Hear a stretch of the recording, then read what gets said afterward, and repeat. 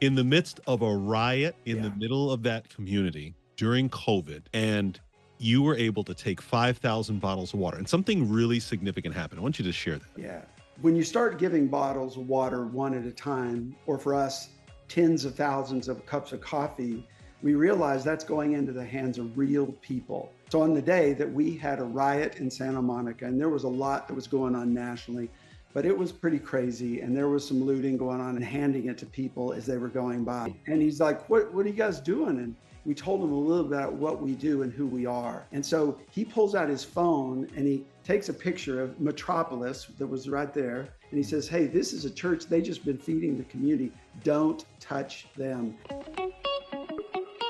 We're all inspired by our human connection that arises when we share food with others. So what's on your heart becomes a hub for truly heartfelt conversation. Tertulia, as they say in Spanish, fostering genuine bonds between individuals, creating that sense of community and connection. I'm Paul Jacobs, your podcast co-host, ready to inspire you by conversations that nourish the soul as we go beyond the plate. I'm Daniel Patiño, welcoming you to join us for some truly inspiring tertulia. Get ready to satisfy that craving for connection and inspiration as we dive into topics that not only broaden your perspective, but also deepen your understanding of lives of families in Latin America, the Caribbean, or even in your own backyard. So wherever our conversations take us, come along for the ride and let's go beyond the plate together. All right, I got 3 coffee cups sitting on a table right here, Paul. All right.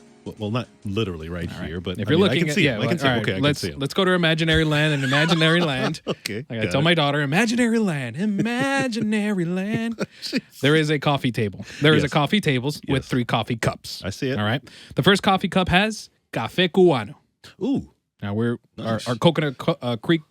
Our Coconut Creek, Florida studios. Our studios are in Coconut Creek, Florida. Right. So, coffee Cubano is a major It's a thing stone around here. throw It's from an Miami. there's one down right here by the block. So, and I passed 3 of them on the way home, and another one right before I turned into the house. All right, first. so that's one coffee cup. The other coffee cup has espresso. Oh, of course. We all know the espresso, Tried right? and true. Yeah. And the third coffee cup there has Kopi Luwak coffee. Wait, freeze. Slow down. Because I need you to say tried. that in English, please. I didn't understand. What language are you talking? It's foreign. Kopi Luwak coffee. Okay. All right. All right. This is an expensive bean now. It's sold on your favorite online store for almost at $200. If it's on sale, it's for $400. And What? yes, it's like that. No, I asked for a coffee, not a bar of gold. Well, this coffee is specially made, and Evidently. because it comes from the digestive tract of an animal, What? and then they cure it, and then they sell it. What are you bringing us? So, if Pastor Steven Sook were to go for one of these 3 coffees, which one would it be? Pastor? Well, I haven't tried the third, so I would like to. And if you guys are buying, everything is good. Well, all right then. Coffee Cubano it is. There it is. Well, first of all, words can't describe enough our guest. You could probably use the words innovative or trend-setting, which are all true. But the one that keeps coming to my mind as we got to know our guest is committed. Pastor of Metro Church, chaplain in the Santa Monica, California area, a father, a husband, a pastor, as I said. But whether it's serving coffee to busy celebrities in SoCal or executives in what I learned, a new term I learned, we're going to talk about this later, Silicon Beach. You've heard of Silicon Valley, but this is Silicon Beach. I'll get there in a second. Or leading prayer to unify a very diverse community, Pastor Steven Snook. We are grateful that you are here and added to your resume, podcast guest. Welcome. I'm very, very grateful to be with you guys. Yeah, we're great to have you here on Beyond the Plate. This is interesting because we have, first of all, I got to kind of like take us back to go to the future, right? Okay. Like that Back to the Future reference. You see what you did there. He likes Back to the Future. This all actually started in a very interesting way. So we here at Food for the Poor have what we call the Church Alliances Department, the Great Commission. It's churches and pastors in our ministry working alongside industry to really connect businesses and connect churches to the mission of food for the poor in the gospel. And so they have these are speakers who go through a convocation. A number of those speakers came through for a big tour in the office after they came back from convocation. And what I thought was really cool was all of them were talking to us, asking about Beyond the Plate and asking about the podcast. And they said unanimously, they all said, you've got to meet this pastor that had this coffee house where if whatever you wanted to pay for your coffee, that's what you paid. I was like, what? And this is whatever you wanted to pay. Whatever you wanted to pay. Okay. Okay. Right. But they all unanimously were like clamoring about how cool this concept was. They were just blown away. Of course. And they said, you've got to talk to this pastor. So, of course, immediately I say goodbye to the guests and I start emailing, okay, who is this pastor? And I get to meet our guest, Pastor Steve Snook. And, what I love about your story, and I'm going to ask you to tell it because you can only tell it best, is that it really began as, I guess, a vision that God gave you back in the mid-'80s to evangelize, but using the instrument of coffee. Want to tell us about the dream of community that came through coffee? Yeah. So I was a young guy that was going into finance, thought I was going to be a financial planner, and I had this encounter with God. I could just say that. But in that was this calling that I realized that was on my life that I did not want to accept, that would send me to Los Angeles. But if you go back to mid-'80s, I'm in Los Angeles, beginning to understand a little bit of what it would look like to do a new thing for God. And I'm like downtown Los Angeles, I'm looking west, which means you're looking at Santa Monica, you're looking at Pacific Palisades, Malibu, you're looking at Venice Beach and Marina Del Rey. And then there's a lot of other cities between downtown LA and that would be the west side of Los Angeles. So in that, and I wasn't a dream or vision guy really, but I had these dreams and I had these visions. And what was interesting is there were like the little fires that were in different places throughout that part of the city. But one thing that stood out to me was coffee houses. And I thought, coffee houses, but it was a place of community where everyone could come together. It wasn't like it was the church as we know as a church buildings, it was coffee houses. Now, again, remember, there's no Starbucks then. So the idea of coffee houses in different areas, and it was almost like they were strategic based on different kinds of communities. And I could see actually into them and some of what the music sounded like or the conversations. And so with that, there was much more to this because it was a picture of what I think maybe the church is supposed to be. But I was a little bit caught up in thinking that this is my vision that God is giving me, and we're going to go in and reach this area. But beginning to understand over the years, this is a much bigger picture. But coffee houses really were core to that. And sometimes you get a vision, you have a dream, but if you don't walk it out, it's just a dream. But for us to walk it out, so our first coffee house was 1995 and went into a neighborhood. Again, this isn't like in a church building, it's in a neighborhood where people are. It was close to multiple schools, a college, a middle school, even an elementary school in neighborhoods. But over the years, we've learned a lot about our community, and we've learned a lot about how to reach them with the catalyst being coffee. Did you try anything else? Like, is there another concept that came to mind before the coffee house? Like, whoa, let's try to open an ice cream parlor, or let's go for a barbershop, or let's go for a restaurant. Good question. Do you think it would have had the same impact as a coffee house? No, because what happens with restaurants, you're going for a specific group of people many times that like that kind of food or can afford that kind of food. So Santa Monica, one of the wealthiest communities in this country. You got a real high-end restaurants, but it's interesting because in a coffee shop, if you're serving really good coffee, everybody is going to come because we live in a very diverse area. They say LA is one of the most cosmopolitan cities in history, maybe the most. So that's true with the West Side.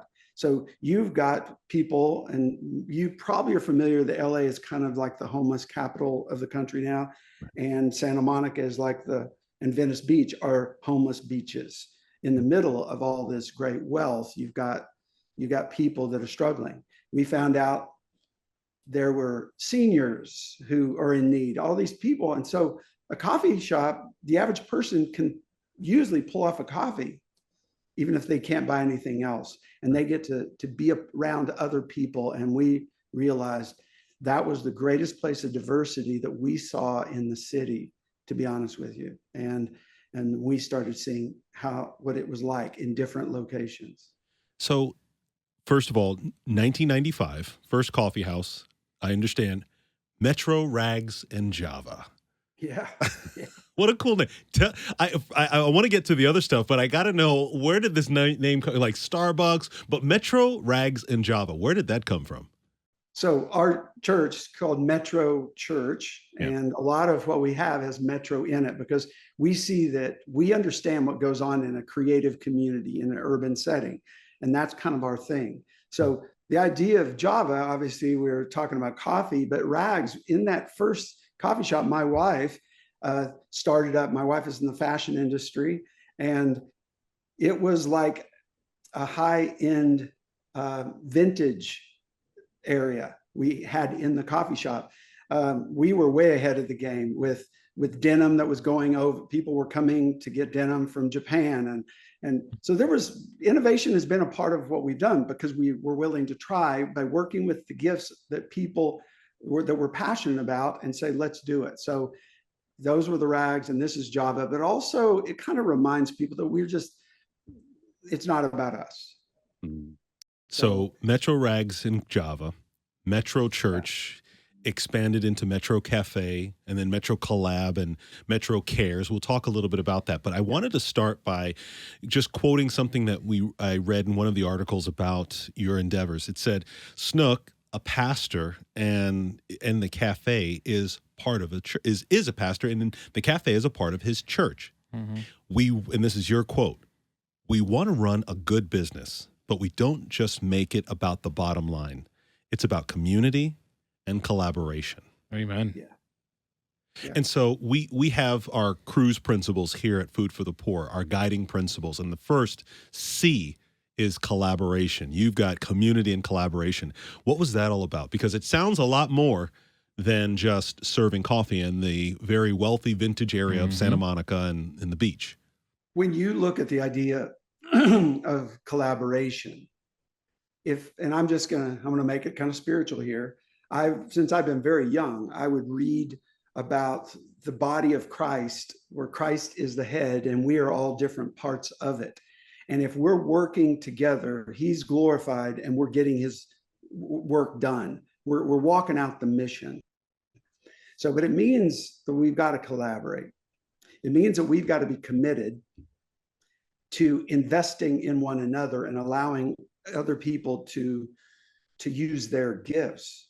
So when you bring people in a place of community and you meet them where they are and you treat them the same without partiality, and you acknowledge their gifts and their identity and them as a person, and that we need you, but we need to work together. I honestly believe that Christianity is probably, well, I would say is the most divided of all religions in the world. There's 33,000 different denominations or something.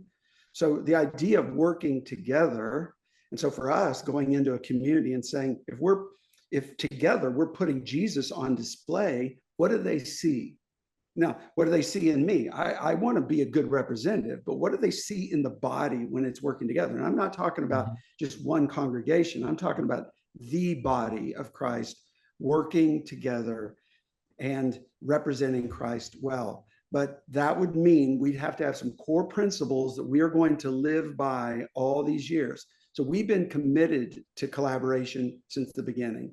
We've been committed to building community from the beginning. We just have learned we got to do it in different ways. And we've got to be unafraid of being a catalyst for that unity.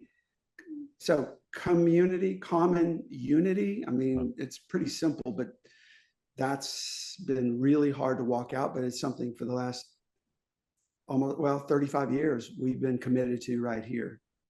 Wow. And that's a business model that I wish everybody had, because I've been to places where it's money or nothing.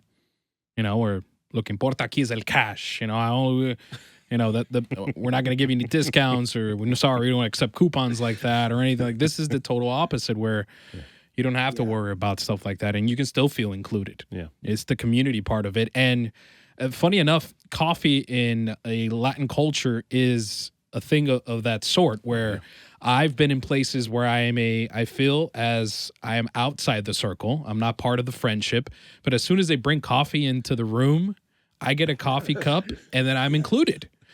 It happens a lot. El café cubano, they serve it in this little shot cup looking, cups. And, if you're Una colada. if you're a mutant, Colada. you can eat the whole thing, la colada, you can eat this whole thing. And I mean, you'd be awake for 3 days, but usually those are meant to share. Yeah. And when that little coffee cup comes around and you get one, I think it's more than just here, have a shot of coffee cup. No, it's, I accept you as a friend. I know what you need. Here you go. Yeah. And I can tell you guys, let me just tell you real quick how it came about, I mean, honestly. So we opened the coffee shop and we got prices. Okay.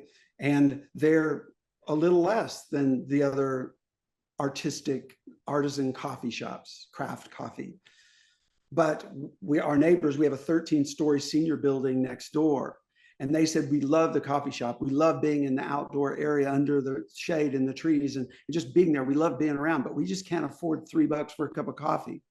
And that's 2016. Okay. So we're like, I said, one day I said, could you afford $1?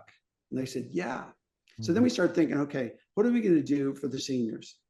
But then we had homeless people coming in. We have students coming in, because we were surrounded with colleges all around us and the different universities. And so we're like, what if? And so it became a point of prayer. And we said, well, let's try it. But it was a step of faith, because we realized if we're really committed and it's not about the bottom line, then we're going to make it about people. And if we're going to make it about people, then we're going to make it accessible to everyone. And we trusted the people that had more would give more. And it's exactly what happened. But Pastor, you need to keep the lights on, right? You need to keep the air conditioning flowing. Yeah. We need to pay the help. Where does that line stop? I mean, let me get the large cup of coffee with, sugar, all that, and all that more, and I'm going to give you $1. Like, there's got to be a line. Was there a certain menu for that, or everything was on the menu for whatever you wanted to pay? Whatever you want to pay. But there is a point that there's some things that we had to say, listen, could you at least help us cover the cost? When we could just have an honest talk. So when people would come in, they would walk up and they'd say, the barista would say, have you been here before? And they said, no. And then they would give them a little spiel. And so when they would do that, they're like, are you kidding me? And so when they said, but what's the story? So that became the point. We realized that we got to tell the story of what we were doing with what they gave, because we are doing these programs for the community. We're doing these things for seniors. We're doing these community lunches. We're doing all these other things. So those people that might come in, many times we didn't know who they were until all of a sudden, the $100 for that cup of coffee comes out. And that's what got a lot of attention. That got us a lot of media attention, because people started hearing about it, and it was not just national, it went international. And so you're just like, we're just doing what we believe God told us to do, and he blessed it. And yes, there were times that was difficult, but you get through it. Okay, so before I kick it to Danny, because I wanted to ask you about that person who can afford to give that $100. And I alluded to it earlier. You're located on Silicon Beach. We're all familiar with Silicon Valley. We know this is where all the innovation and business and all the big names, and we order boxes that come to our doorstep, and we get all of that. But this is Silicon Beach, and you are, just like you said, just a stone's throw away from Hollywood and a stone's throw away from the most cosmopolitan city in America, almost. So who were these individuals coming in, and why is this Silicon Beach so important? What was that? Who were those people that could just plunk down $100? Because all I've heard about was the students, homeless, elderly. There's somebody missing there. So Santa Monica has a neighborhood that is the third richest zip code in America. Oh. So these are entertainment people. These are actors. These are directors. These are the producers. Their offices are right across the street. The guys who are next door to us do some of the best editing there is in the world. It was guys that it was weed distribution company that comes, and these guys started working there all the time. I mean, and they believed a little different. But we started having meetings with different people coming in saying, listen, could we rent this? Could we rent your courtyard? So we started finding out more and more. So Santa Monica is a small city relative, I mean, like 98,000 people, and maybe 150,000 come in to work. But Netflix is here, Hulu is here. I'm just perspective. Universal Records is here. All the record companies, this is where they make the decisions. Google was across the street. It now is in Venice, where their creatives. ZipRecruiter's across the street. So yes, it would be CEOs coming to have meetings because they said we like the vibe. We had people that were coming to have their meetings to talk about the next movie they're making. We had upstairs one day, they were doing reading for a script for an upcoming movie, and everyone was so into what they started asking me all these questions. The people are up there, which we kind of got them up through the back way. They were just in the parking lot, but they said, we just want to go down and have coffee. And all of a sudden, you got 100 people that are downstairs that are inside and outside, like, what is going on here? When all of a sudden a dozen of these well-recognized people, I'll just say, are getting coffee and asking more questions. I mean, we've had a lot of them. I mean, and there's one of the top quarterbacks there is in this country. He's there with his fiance at that point, who's an actress that everybody knows. But they said, how could we get involved in volunteering here? That's great. They want to know more. And so when they drop, and there's a lot of gifts that have come. But see, we had to look as a business. You've got to, at the end of the month, you've got to say, okay, how much is coming in and how much is going out, and how much reserves. And you really had to work through that. Now that meant, for me personally, I'm going to have to sacrifice. I'm going to have to live off of savings during some of this time. Because if you're going to take the lead, but see, the same thing is true for someone who's a startup in Silicon Beach, Santa Monica. Before they start getting those second and third rounds of funding in, there's sacrifice. There's a lot of hours. And I'm not the young guy that I was. I'm the older guy, but I'm still willing to lay it down for the things I'm passionate about and the things I think that God is passionate about. How many times? Oh, sorry. Go ahead. Finish No, your thought, I'm please. saying is you better stop me because I'll just. No, it's great, and I'm trying to put myself in your mind. Where how many times did you think of shutting it down before you said, let's just keep it going, and I know God's going to help me on this next month or this next week or tomorrow. Yeah. So we weren't thinking about shutting it down at any time. I mean, even through COVID, we're like, we're going to get through this, because see, West Los Angeles, everything is going to be at a higher level when it comes to wearing masks and some of the rules and regulations of the city. So, I mean, we're going to be shut down just like everything else is. Any public gathering is being shut down. So there was no, they're not pointing out, again, they're not going against churches or other religions or whatever it is. They're just like, there's no public gatherings. And we realized, okay, so that's going to affect us. But we did not have to stop serving the community. We were one of the few nonprofits that never stopped doing food pantry, doing community lunches. And we had like 225 different volunteers and they're community members, not just people that are like a part of our congregation or something. 225 different ones over during COVID, and no one ever got COVID. Because if we had, we have to shut it down for 2 weeks at least. No one ever got sick, and we kept serving. But the stories, I mean, we were given 5,000 bottles of water, and we're like, what are we going to do with that? But we realized that was pre-COVID, and all of a sudden, here we go. And it was, 10,000 pairs of socks, and we realized, okay. And people just kept giving. So we were partnering with different organizations. So what we're doing was having a cool coffee house. But like I mentioned to you guys, we had talked about one of the guys that is a writer, and he had just was finishing a book, and he told me, he says, it ends at Metropolis. Well, I got to go to his book signing last week, but he's writing about what his experience was like as someone raised as an Orthodox Jew who is anti-religion in any form. And Shalom is a good friend of mine, so I can say it. But he says, I think I'm an agnostic now, so I'm grateful for that. But he writes a lot at the end of the book about his experience and our relationship, but his experience was what you guys were just asking the questions about. So they're all kinds of people. The guy that wrote the article that got all the attention, media attention, was a writer for The Guardian, an English newspaper.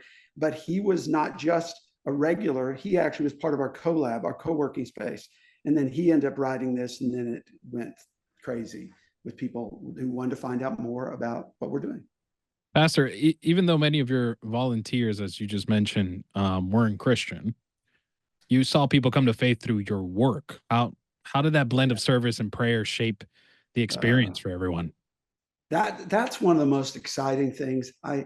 My kids during this time, I've got 3 kids, and during this time they said, I think the kind of outright reach we've experienced now has been like nothing else in our lives, because it's so much like what Jesus did. It wasn't like, here's the building, everybody come here, and then we're going to try to win you over with some of our music and a message or whatever. Mm-hmm. We're going to go to where the people are, which has been what Metro Church has since like 2010. We made some radical changes, and that this is part of it, is we've got to be in the neighborhood. But we started experiencing something that the people who were coming to serve with us began to find out what's behind it. They began to see the love. And if you read what Yelp or the Google reviews, which is what CNN, when they picked up on it, that's what they wanted to talk about in these interviews, is that these Yelp reviews can't be true. They talk about this vibe. They talk about us carrying peace. And it wasn't because we were all that special. They were just talking about the Holy Spirit. But when people see God at work, where James says, don't just talk to me about faith, I want to see some deeds that come in with that. Paul in Colossians, he's laying some things out, and he said, listen, whatever you do, whatever you say, let it represent Christ. And so for us to be in a place to say, if we could do it as individuals in the workplace, we can do it in our sphere of influence, in our friend groups, we could do it in our family, we can do it in our neighborhood. But when we do it together in a community setting with this diversity of every nation and every tongue and every social economic level, and we're all together, and somehow we were able to hold it together. So, and from this, people came to faith. People started coming early to serve, to come to the services that we were doing right at the coffee shop. And they struggled with, they're like, that's too much music. And so we began to even shift some things to make it fit who they were. And there's people just kept coming earlier. And then they started asking for questions, and people started asking for prayer. Our coffee house had people asking me for prayer all the time. And they're New Agers, they're all over the place. But when they are experiencing God, and that wasn't me, it was all of us. It was I just saw myself surrounded with this amazing people that just served the community well and represented Christ well. So I hear all these miracles. I hear all these miracles in what you're talking about. Mm-hmm. You mentioned something earlier, and I don't want to, before we're getting close to wrapping up our time here, and I don't want to miss this opportunity for you to tell this story. So one of the most famous scriptures in the Bible, miracles, I should say, in the Bible, is the Jesus fed the 5,000. Mm-hmm. You mentioned you got 5,000 bottles of water. In the midst of a riot, in the middle of that community during COVID, and you were able to take 5,000 bottles of water, and something really significant happened. I want you to share that. Hispanic Hispanic Group. Hispanic Group is an advertising agency focused in the U.S. Hispanic market that specializes in customized media solutions for businesses. It sure does, desde estrategias de redes sociales hasta publicidad en medios tradicionales. Ofrecen soluciones personalizadas y creativas adaptadas para alcanzar sus objetivos de marketing, all tailored to diverse and rapidly growing segments of the Hispanic population across 42 Hispanic markets in the U.S. and Latin America, huh? Wow, you get all the great lines. Hey. But they use their cultural expertise to create strategies to deliver efficient results. Hispanic Group! Lleva tu marca al corazón de la comunidad hispana. Take your brand to the heart of the Hispanic community. Hispanic Group. Their expertise lies in reaching the Hispanic market, leveraging its rich multiculturalism. Hispanic Group combines innovation, cultural insight, and strategic collaboration to drive what? Tangible results for their clients. I agree with everything you just said. Now, for more information, you can visit their website. Guess where? HispanicGroup.net. Okay. That's HispanicGroup.net, or I'll say it in Spanish. HispanicGroup.net. When you start giving bottles of water one at a time, or for us, tens of thousands of cups of coffee, we realize that's going into the hands of real people. And so how are we going to deliver it to them? So on the day that we had a riot in Santa Monica, and there was a lot that was going on nationally, but it was pretty crazy. And there was some looting going on. It was 2 blocks away. And we just finished a community lunch. But we closed the doors because windows are being broken all over. But we realized that we're different. And so we need to do something. And we had all this water back there. And a lot of it was on ice for the day. So we just started bringing it out and handing it to people as they were going by. And again, they're walking back with all the things they've just taken from stores and stuff, but it's pretty crazy. The cars are coming by and we're going, hey, you want some water? You want some water? Well, at one point, this guy comes by and I can just say he's a veteran in his kind of gangster, I guess I would just say. Veteran gangster. Wow. OG. Thank you for your You service. just gave me an OG. Yeah. So he's one of the older guys and he comes by and he's like, what are you guys doing? And we told him a little bit about what we do and who we are. And so he pulls out his phone and he takes a picture of Metropolis that was right there, which is what the name is on the outside of Metropolis. And he says, hey, this is a church. They just been feeding the community. Don't touch them. And then he there's this gang sign. And it was very interesting, but we weren't touched. And we kept handing out water. And that's just one of the stories. There's a lot of stories, but the truth is that when you're making a difference, there's going to be opposition, but you just keep pressing in and you keep doing what you know you got to do. But there were some times we faced some opposition that would shut us down for a period of time. And I mean, they're tearing down that building and they're putting a hotel there. And we're in a season saying, what does Metropolis 2.0 look like? What is Metro Church 3.0? And is it brick and mortar? Is it the next coffee house? And I'm running into people in the community. Every day I'm out in Santa Monica, I'm running into people and they're saying, so what's next? And these are people that we just described earlier. And so I'm very grateful to be in this place to experience God and say, what's next? Pastor Stephen Snook, despite that shutdown, despite COVID, and obviously we already know what happened after COVID, where everything just became, everybody locked themselves at home and we'll figure it out as we go. Despite that shutdown, you mentioned you never ran out of food or supplies. You fed thousands with donations from places like Whole Foods and Google. How did these partnerships come together? What's it like to see this miracle of endless support? Well, the kind of support, when people see that you're doing something and then they're saying is, where is the funding? And we tell them, it's just donations. And even being honest with them, a lot of people wanted to give to us. Even some of the entertainment companies wanted to give to us, but because we have a religious affiliation, they said, you're doing great things, but we can't because of the public persona. We can't because of some things that are set in place. So we just realized that we're going to say, God, we just need enough for next week. And so we started praying in things, different times. And in fact, one of the things that's really cool is that there had been for many, many years a Thanksgiving outreach in the community. And they said, we aren't going to be able to do it during COVID. And we said, well, we will. And so people started coming together, people bringing, literally bringing turkeys the morning that we're going to do it. The big Catholic church in town said, hey, we have some stuff. Hey, we want to bring it over to you. Someone else brought over. And then the guy that I was talking about that wrote the book, he was there with his family. That's where this book ends, is he's serving Thanksgiving dinner with his family and saying, what is this? And so for us to be able to say, watching those things come together, it's word of mouth, because if you're living it and you're not taking advantage of people, and hopefully you're in a place of humility and you're not making it about yourself. And I can say, you come look at, you know who I am. And so for us, I mean, it was, there's a lot of pressure that comes with that, but I'm very grateful that we were putting, I think, Christ on display better than we were trying to make ourselves look better. I'm just fascinated as we get ready to wrap up.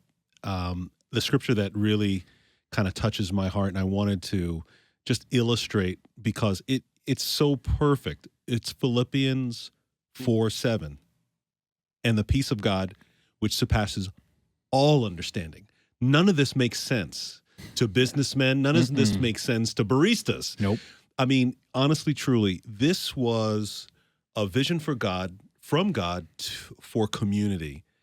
And he used an instrument that was committed, which is you. In your hands, he used coffee. But since COVID, of course, the cafe has shut down. The vision for the community and for Christ has not stopped. As we kind of wrap up now, I want you to kind of tell us, I mean, listen, we've been clamoring over the last 16 days, 2 weeks, however long it is, about the Olympics. Every day is a new story about the Olympics. And now here you are, in just about 4 years, the Olympics are going to literally be 50 yards away from where you're sitting talking to us right now. Outside his window, right there. He's going to open up the window. And listen to Snoop Dogg on this. Little Billie Eilish practicing her microphone, or right, some of the squash events going on. What's next? What are you going to do? Yeah. I mean, the world is coming to your backyard. Yeah. Community is coming to your backyard in 4 years. Well, I think that this all is coming together for such a time as this. Wow. So there's been a plan in the city. There's been a plan in Santa Monica, because literally in the beach across from where I'm at, 12,000 seat temporary stadium for sand volleyball is going to be here. I mean, it's and there's so much. LA is ready for it, but see, Los Angeles for decades has been a place where God has done some great things over the years, but it kind of just goes off somewhere else. Azusa Street, the Crew, which is on the campuses. There's been all these amazing things that have happened. And so this is a time where we're saying is, God, would you do something in your church as we unite around your mission? And I think what's next is that we are uniting in prayer. We are uniting people in serving the community and serving one another. And that means we just lay down some of those things that we got to let go of for the sake of something bigger. And I think that 2028 in LA is something for us to really look forward to. And I think there's going to be more of what we've experienced. And I believe that's why all these years we've been a part of helping lay a foundation for something God could do that could have an effect on the whole world. You're roasting the beans for 2028. Right? Yeah. You're roasting the beans for another Metro Cafe. Wow. Yeah. Wow. Right. Well, Pastor Stephen Snook, it's been an excellent opportunity to really just kind of dive in and talk deep about what was really a story about coffee, but it really wasn't a story about coffee. It was a much deeper conversation about community and Christ sending you, and he still got you there 35 plus years later. And for the next 35 years, as long as God will have you still ministering, right? I have to tell you, how exciting it's been for us to have you on and sharing this story. We look forward to the next story. Danny and I are going to be there with bottles of water and coffee in 4 years for LA. Yeah. We're going to be right there. Just save 2 seats for us on the beach. Okay. But we want to just let you know that every episode of Beyond the Plate, we always end on a positive note. That was was You good. see? I'm going to stick low now. That was really good. See? That- Even Pastor Stephen liked Really it. good. Awesome. All right, we're almost going to take that show on the road. Almost. Our positive note for our episode today comes from a quote from Anne Frank. How wonderful is it that nobody need wait a single moment before starting to improve the world? Yeah. Amen. Pastor Stephen Snook, you didn't wait, not one moment, and you're still continuing to improve the world. And we are grateful to have you as our guest here to tell this story and to tell so many more that are part of our community here at Beyond the Plate about what God has been doing for almost 4 decades out in SoCal. Yeah. Thank you, Pastor. Gracias. Yeah. Hey, everyone. Thanks for listening to Beyond the Plate. We love having you here. Keep up with us on Instagram and TikTok at beyondtheplate.podcast. And if you enjoy the show, don't forget to subscribe to our YouTube channel and give our videos a like. Just search Food for the Poor Beyond the Plate. Your support means the world to us. All right, folks. We'll see you on the next Beyond the Plate episode. I'm waving.